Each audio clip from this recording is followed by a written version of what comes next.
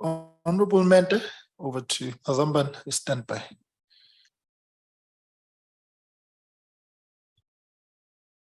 Thank you very much, Chair, and good morning to everyone. Now, Chair, I want to first check with your guidance, because we need not to engage in an exercise that is fruitless. That's number one. Because if we are going to engage, there's been two members that spoke before me, and they were seeking straight answers which did not come forth.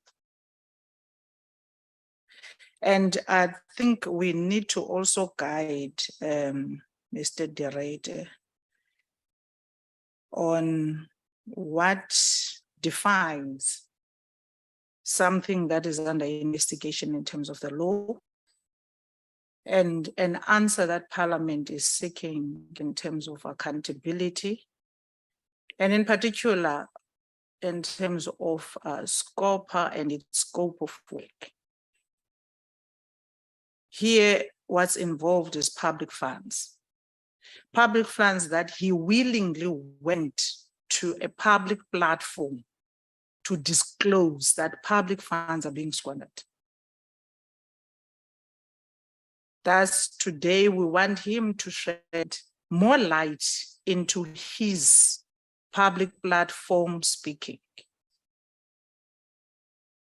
And if he's not comfortable saying that here, maybe we should pose a question to Mr. de Ruyter as to in which platform will he say what he was saying in the media, and give us the names. Which platform will be suitable for him to disclose exactly what we were talking about? We can't be asking questions for the matter of asking them.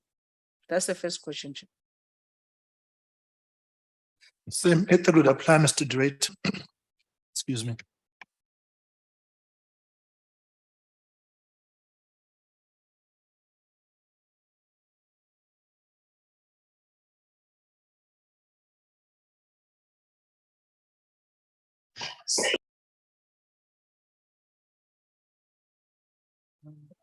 Right, apologies, Chair. I was a slight technical difficulty there. I think, as I've indicated, Honourable Mente, I have been and am fully prepared to cooperate with law enforcement authorities in order to continue with investigations. I'm absolutely aware of my legal duty in this regard, and I will continue to ensure that I abide by my responsibilities in this regard. It would, however, I think, be irresponsible of me to, knowing that I could compromise ongoing investigations, knowing that there is a risk of defeating the ends of justice, knowing that there are people who are cooperating with law enforcement authorities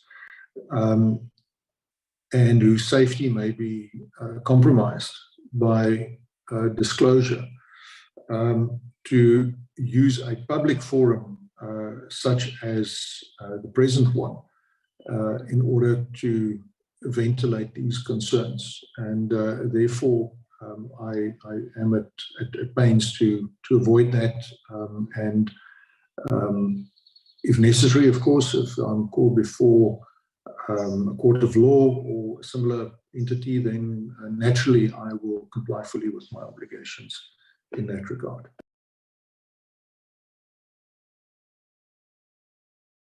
So in essence, Chair, Mr. de Ruyter says he went to the media platform to inform South Africa publicly of gossip. And we must also come here and congregate and engage in gossip.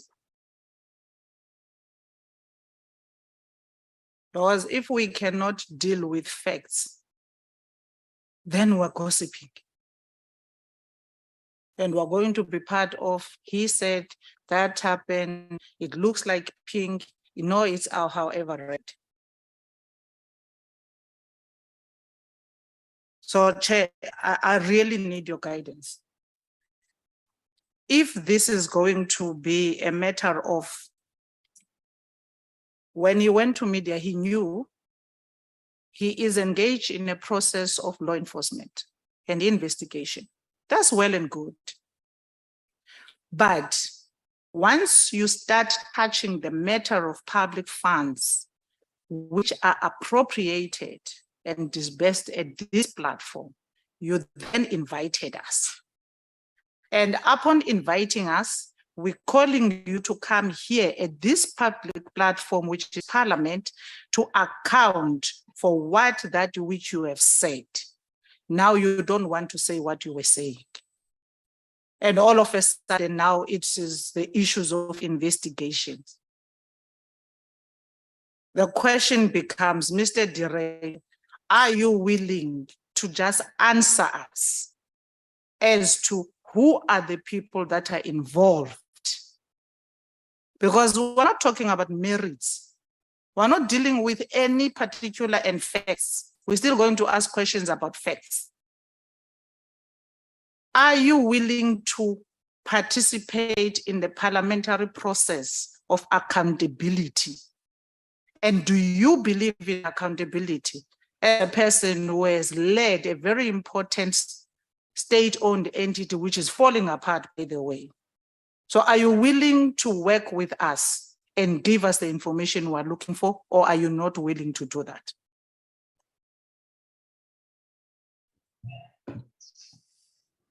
Honourable Mente, good morning. Yes, I'm absolutely willing to cooperate with SCOPA, and that is why I voluntarily accepted the invitation from the committee to come and share with you to answer questions that were raised, as the Honourable Chair said, to investigate the potential misuse of public funds to improve the functioning of SCOPA. Again, the matters that are at play here are of significant gravity. And as I've explained before, compromising myself, exposing myself is not something that I'm prepared to do in the current platform. I have fully cooperated with law enforcement authorities. I have fully made available all of the information at my disposal to them. We have seen, as I've listed before, arrests. We have seen interventions in disrupting these organized crime activities. And I think these events are important pieces of corroborative evidence that suggests that the information provided to law enforcement authority has merit, has value, and was in fact acted upon. And I think that if we now focus on names, then for the reasons that I have now repeatedly enumerated, based on the legal advice that I've received, it would be inappropriate of me to disclose the information that you ask. It is not because I don't want to cooperate. I think the fact that I'm here and that I am engaging with the committee should be sufficient evidence that I am cooperating. The fact that I'm clearly cooperating with law enforcement authorities, then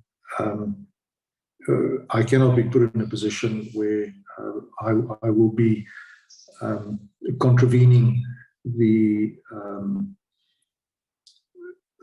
other principles of law as it relates to potentially defeating the ends of justice. And for that, Honourable Chair, I again respectfully wish to direct the committee to engage with the Hawks and to ask them what the progress is with their investigation, because I think that this is the way to ensure that there is public accountability. At a certain point in time, these matters are handed over to law enforcement. It then becomes within their purview to carry out the investigations. There's not much that I can do as a private citizen to ensure that we can continue these investigations. That's now in the hands of the police. Thank you. Well, in that case, Chair, we need not to waste time and invoke a process and a mechanism that is going to allow Mr. De Ruyter to give us information. Because right now, in terms of our powers and privileges, you are coming here and you are kind of misleading Parliament. Because when you submitted your report, and when you responded to the letters of the chair, you said you are coming here to help us deal with the problem which South Africa is facing at ESCOM. Now you are unable to do that. Therefore, Chair, I think you need to engage a process of invoking a mechanism which is going to force answers out of Mr. De Ruyter. Parliament has got that in its disposal, and that should start today.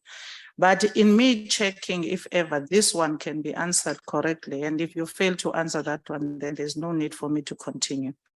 You are making a point under 2.2 of your submission. And that point talks to cartels.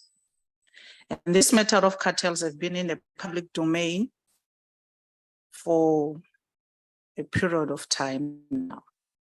But what's most important here, these cartels are led by a presidential cartel. Please unpack a presidential cartel. What is a presidential cartel? When you say the presidential cartel predominantly operate in Matla, and it's got a number of companies under its umbrella.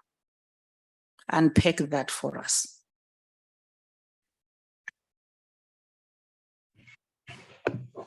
Honourable Mente,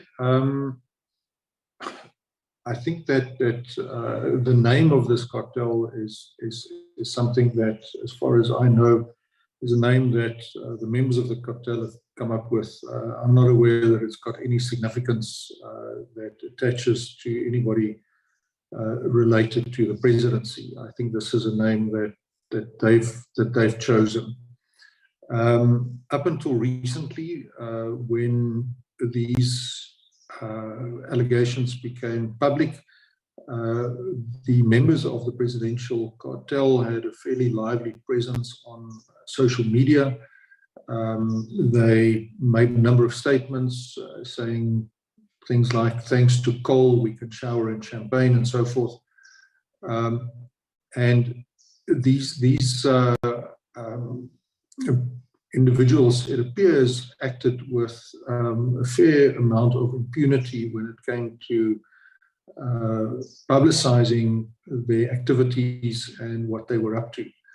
And the fact that they have now, since these allegations were made public, desisted from saying anything further is probably a very good indication that they made aware that they exposed themselves by going onto social media.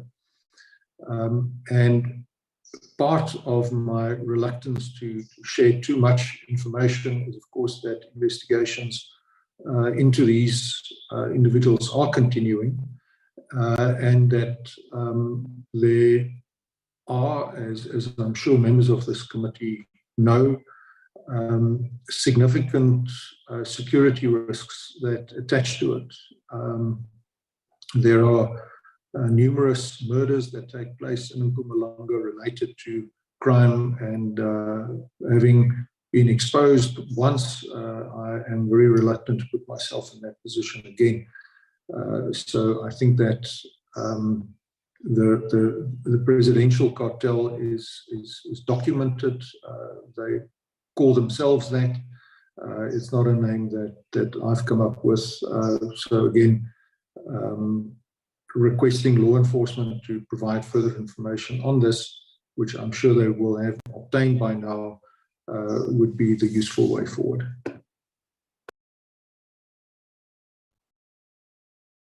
Did this particular minister or senior official instruct you to give business to that specialized syndicate?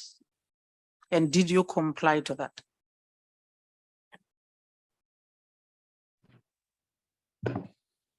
Sorry, Honorable Mente, could you please repeat that question? Within this syndicate or these cartels, were you at any point given an instruction to give them business or to allow them to do those procurements they were doing, and you complied with such an instruction? No, I was given no instruction, and no, I did not comply with any such instruction. So the issue of cartels is not a fact. I'm not sure how you can derive, Honorable Mente, with respect that conclusion from the answer that I've given. The fact that there was no instruction given by a political principal to direct business to a particular cartel does not mean that that cartel is not in existence and is not operating. I don't think the one follows from the other. Okay, let me put it differently. The report on cartels, did you verify it yourself? Do you know for a fact that there are cartels existing in ExCom space? And for how long were you aware of that? The allegation around cartels came to my attention in April, May of last year. And as a consequence, I then informed, as I've said, the South African Police Services, the SSA was informed, as well as the chairman of the ESCOM board at the time, Professor Makoba, as well as my political principals, the shareholder department at DPE. So when I became aware of this, I brought it to the attention of the relevant authorities, and based on what I've seen, I have a good reason to believe that these cartels are in fact in existence, and that they do operate within Mpumalanga, and that they do extract by various criminal practices money from ESCOM, as I've indicated in my submission.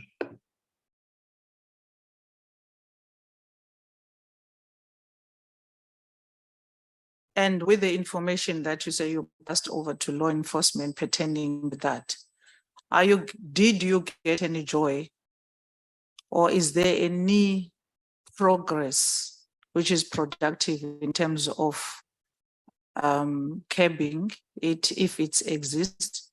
Or are you getting any joy in establishing if this fact indeed is there, and that procurement process which you have outlined here? I think it's about 2 pages of you outlining the system in which they operate. Is this system that you have outlined here been established? Is it confirmed by law enforcement? What's the progress so far? Thank you, Honourable Mente. Yeah, I think we have seen progress, which I've referred to earlier. The fact that there have been at least 43 arrests at various Eskom installations. You will have seen a media report, for example, of the arrest of 2 Eskom employees and a contractor by a specialized unit of the police with some 300,000 rands worth of fuel oil that was not discharged but corruptly certified as having been delivered. That report came out, I think, last week sometime. So there is progress. I think we have seen evidence that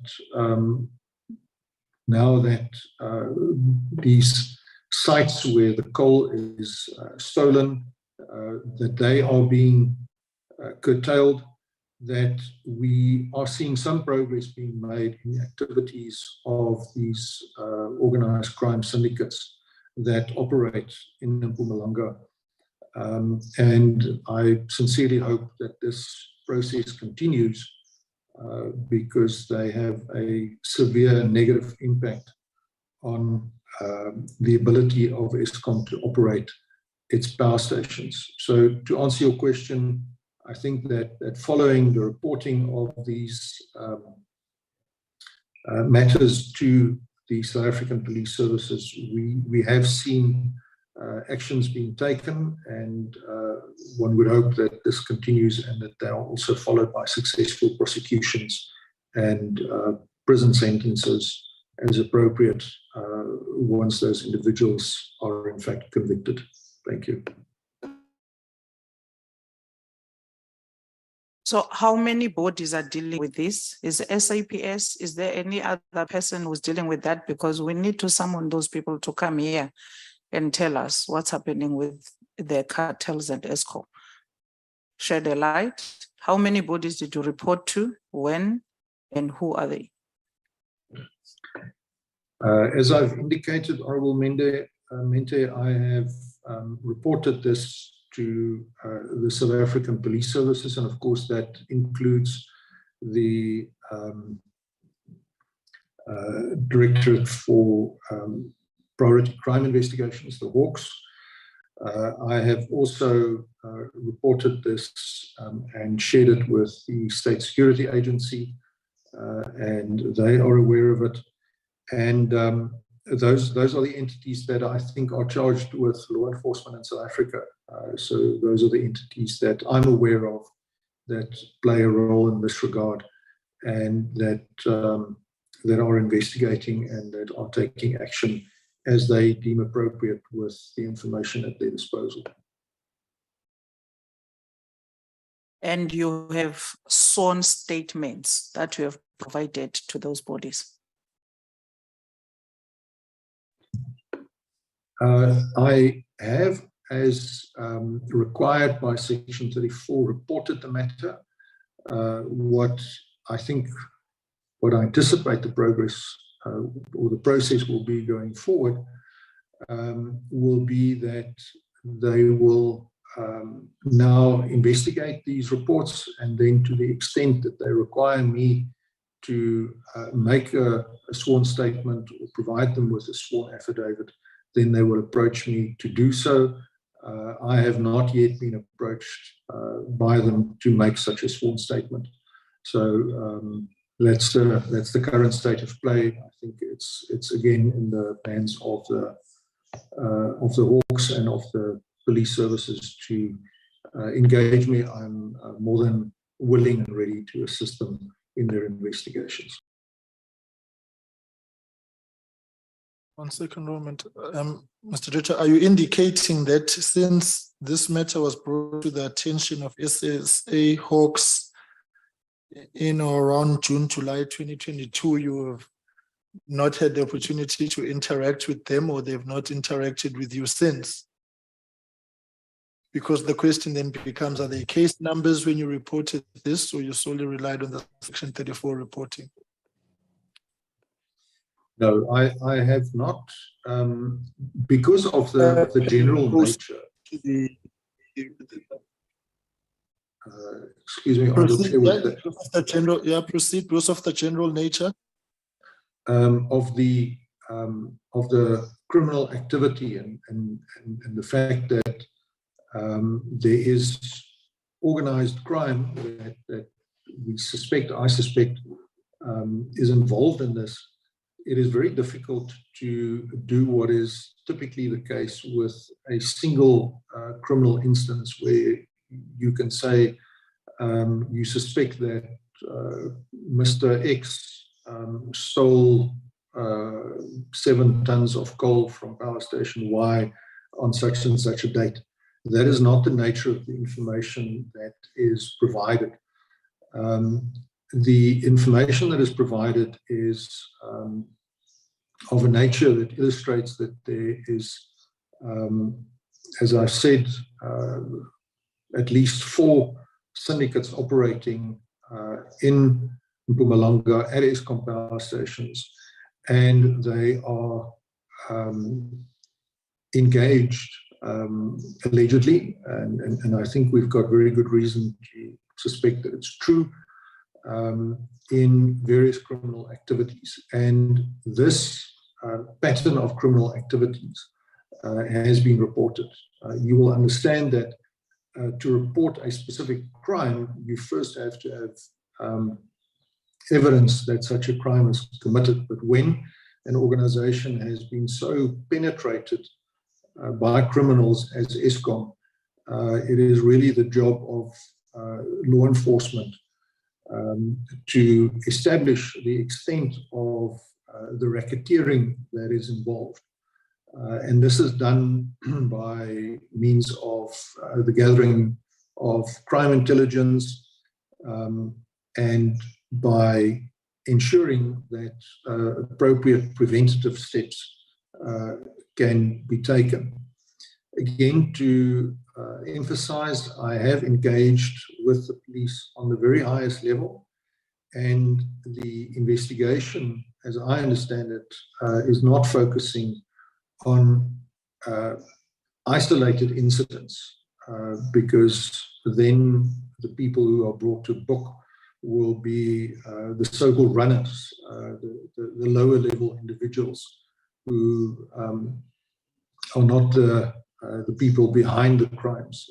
And that is why, as far as I understand, this is being looked at as a racketeering investigations as contemplated by BRECA. You can proceed. This is now very interesting, because you call law enforcement and any other body to kind of, for lack of a better word, whistle blowing, and you are not asked for a statement, but they kickstart an investigation and arrest people. I'm beginning to wonder who's the main complainant. You perhaps know if the state is the main complainant, through who, and who are the main witnesses that have provided sworn statements. Or perhaps in Eskom, are there any other senior officials that have provided sworn statements to that effect of you blowing a whistle? Honourable Chair, I'm not an expert on criminal law, but as far as I understand, the South African Police Services are not only required to investigate, or are not limited to investigation once they have received a complaint. They also can proactively gather intelligence information to prevent crime and to ensure that they can conduct investigations. As I've stated before, my legal team have complied on my behalf with my Section 34 of BRECA obligations. And my focus has been on, or had been rather, on managing Eskom. And I certainly did not see it as my job to intervene or interfere in policing activities. I leave that to the National Police Commissioner and his no doubt very capable staff to ensure that we can investigate these activities adequately. Thank you. That's exactly a problem, Mr. De Ruyter. You are managing the biggest entity of this country.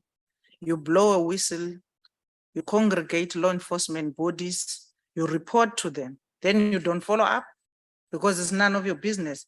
How are you running a business wherein money is flowing out and not flowing out in a manner in which is designed by law? Is flowing out, and you know through your suspicions and some other ways that you have established that it's a fact, money is being stolen through procurement. But then you have no interest of knowing how far are the cases. You have no interest of knowing who else has been interviewed. It's very interesting.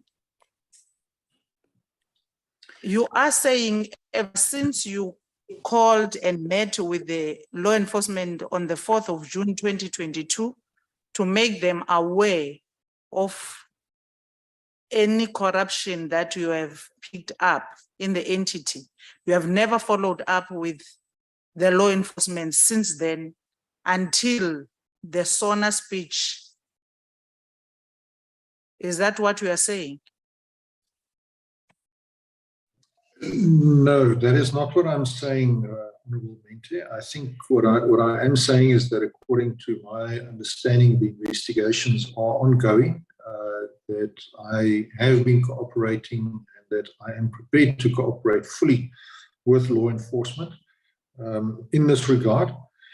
In my previous appearances at Scopa, you may recall that we continuously reported as Eskom that there had been a number of cases that had been lodged with various police stations throughout the country. And we were, I think, fairly frank in sharing with the committee the fact that we had little success in ensuring that these cases were fully investigated and that they were adequately followed up and eventually prosecuted. And this is one of the major issues that I think needs to be addressed, is the efficiency of the entire criminal justice system in order to ensure that individuals who engage in criminal activity anywhere, but in particular in this instance at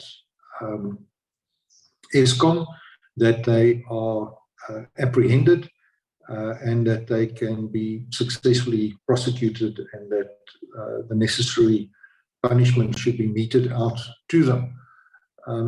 So again, it's not my job to follow up with the police. That is the job of the National Police Commissioner. And I have consistently and continuously engaged with senior police officials, and I have made available the information that I've got, but it's not my job to, and it was not my job as Chief Executive of Eskom to do the work of the police. That was never my intention. Thank you. That's why we're sitting in the darkness. You allowed criminality to continue with impunity. Because you can't report a case and then not follow it up. Then wait for social media and any other public platform to inform you if there is any progress in the investigation that you have started. Now, Mr. Director, I want to check with you if you believe in accountability. And by the time you were leading ESCOM, you were willing and complying to the laws that were guiding you and governing ESCOM and your position. Now tell us, did you comply at any point with the illegal and unlawful instructions given to you by this so-called senior manager or senior politician?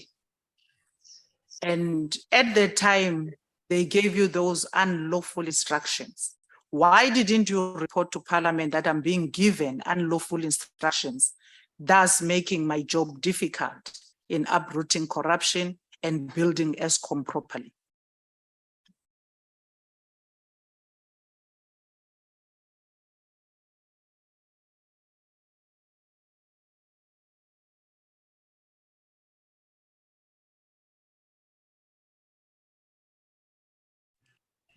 Mr. Ruyter? Honourable Chair, I seem to have lost the visuals. Oh, we can hear you. You can proceed. And the technical guys will have a look at. All right, there you go. We got you back. All right. Okay. I did not manage to catch all of the Honourable Mente's question, but I'll try and respond to the gist of what I think the Honourable Mente said. They put it to you again so that we can. So she's let it put it to you again. Honourable Mente, and then if you can round it up, and then we'll come back. So she'll put it to you again.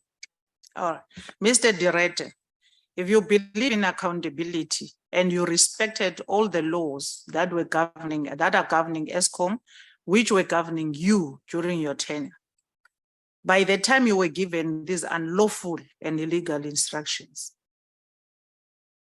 did you comply with them?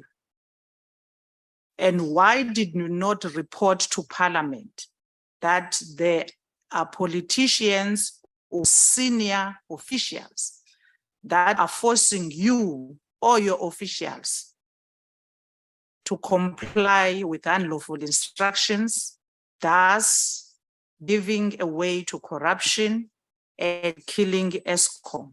Hence, we're sitting in the dark. Why did you not report that to Parliament at the time as well?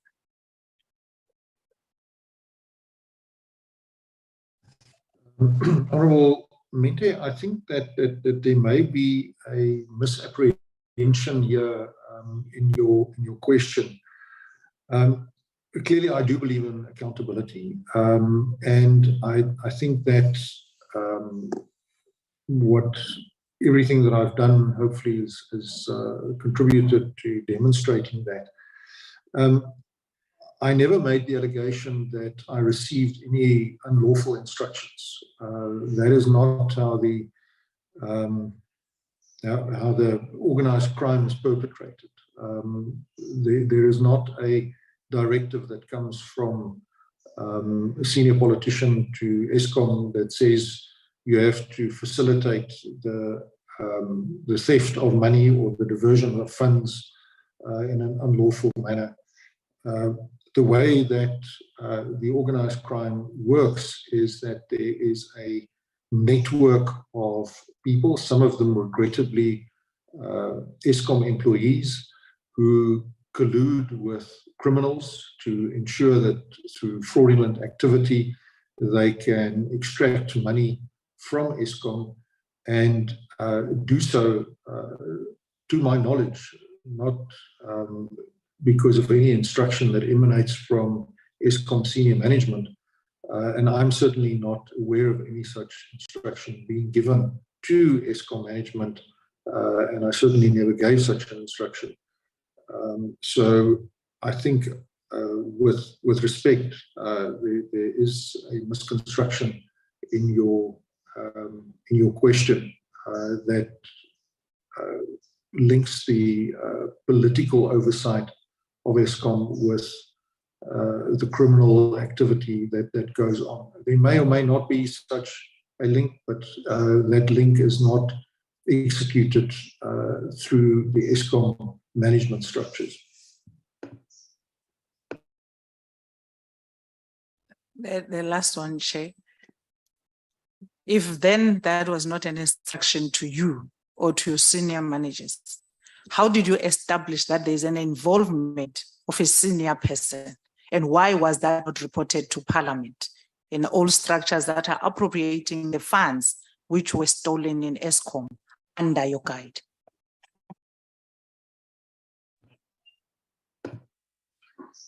Again, Honourable Mente, this matter was reported to law enforcement, and these matters are now, to my knowledge, under investigation. So again, those questions are best directed at the DPCI and at the South African Police Services, because I am not privy to progress on those investigations. And even if I were, I would be loath to disclose detail that may compromise progress with those investigations. All right. I think case numbers here are of critical importance. Colleagues, I'm advised there's a request for a 10-minute break by Mr. Ruyter. We will take the 10-minute break and we will come back sharply at 11:15. Thank you.